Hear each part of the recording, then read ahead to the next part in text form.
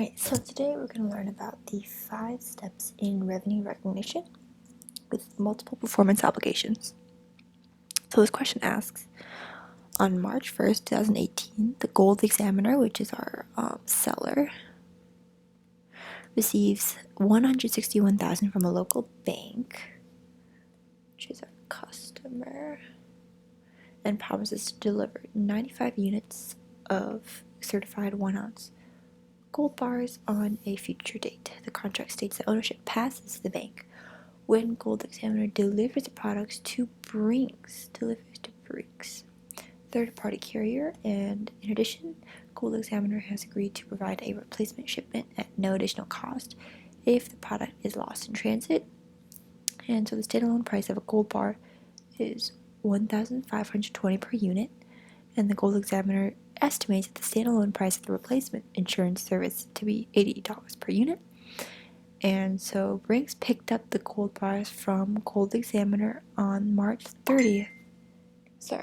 And delivery to the bank occurred on April 1st.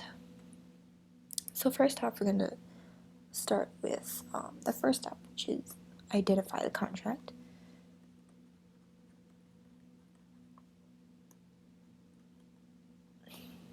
So promises to deliver, contract states, ownership passes. These basically prove that there's a contract between Gold Examiner and the local bank.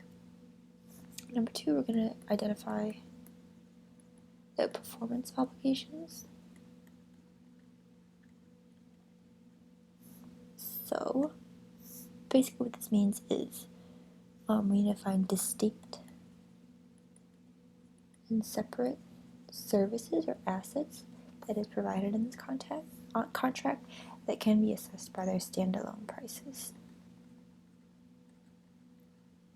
So first off, the easiest one is the asset of gold bar. So our first one is gold bar.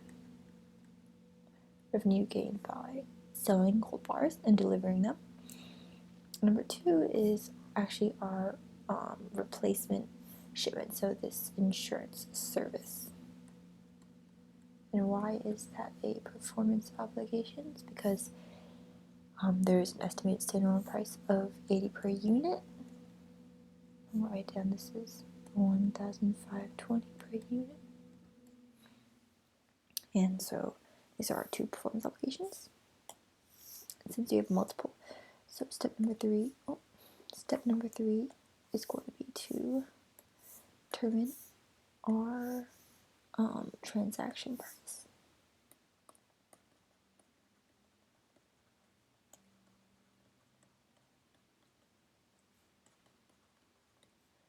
This actually usually given to us is $161,000. And then next would be to allocate transaction price. So usually this is more important if you purchase in a lump sum and the fair values or standalone prices are much different than the discount that you receive from signing a contract with multiple performance obligations. So first off, we're just kind of going to figure out how much revenue they're getting from each performance obligation. So we're selling 95 units. Right, okay. So our gold bar is 1,520 times 95. And you would get around 1,052,950. Insurance is 80 times 95. You get 8,050. And so actually, when you add these up, the total is actually 161,000. So that actually matches our transaction price perfectly. So we wouldn't have to allocate it based on their standalone prices because they are already allocated very evenly according to how much value they provide. So our step 5 is going to be to recognize revenue as or when each performance obligation is satisfied. So since we have two different performance obligations, we would actually recognize revenue 2 different times whenever those are done. So we're going to go back up here and write our journal entries. So they give us, the question states 3 dates that we're going to do. So one of them is March 1st. So first we're going to figure out what happens on March 1st. So March 1st is when the contract was signed. And then they received 161K transaction price. And then on March 30th was the delivery of the gold bars. And so Brinks picked them up. And so this states that ownership passes when Brinks picks them up. So control passed over to the bank, the customer, on March 30th. So we'd be able to recognize revenue for the gold bar on the 30th. Then April 1st is when bank actually received the gold bars. So this actually finishes up our insurance service, because our insurance service says that they would ship it another replacement if the product is lost in transit.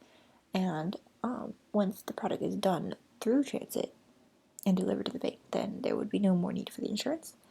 So we can then recognize revenue for the insurance. So now that we understand all of our dates, now we're going to work on our journal entries.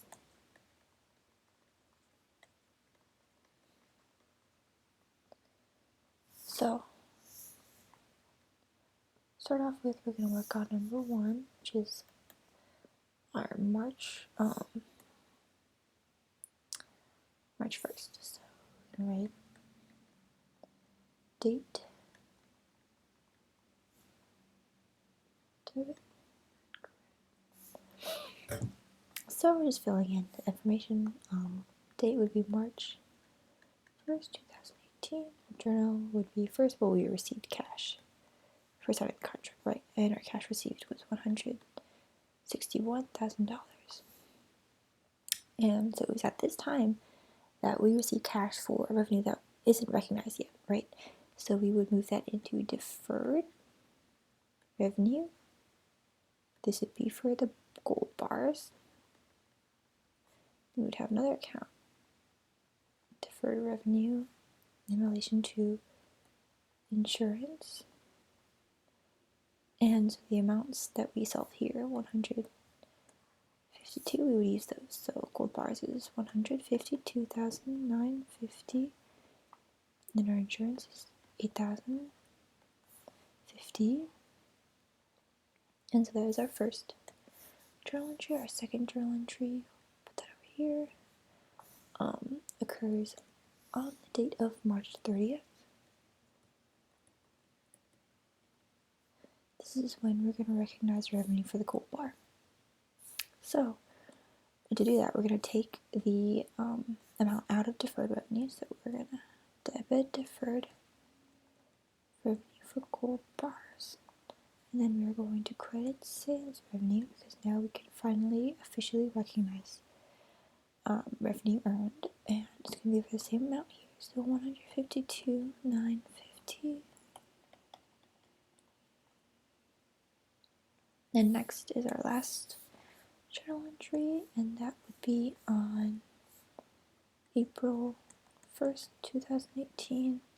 That's when we finished our performance obligation of the insurance. So we're going to take the deferred revenue out of insurance, credit it to service revenue now, because that was a service that we provided. It's just going to be the same amount that's here, so 8,050, 8,050. And that concludes our journal entries that we would create for this contract. And those are the 5 steps of revenue recognition.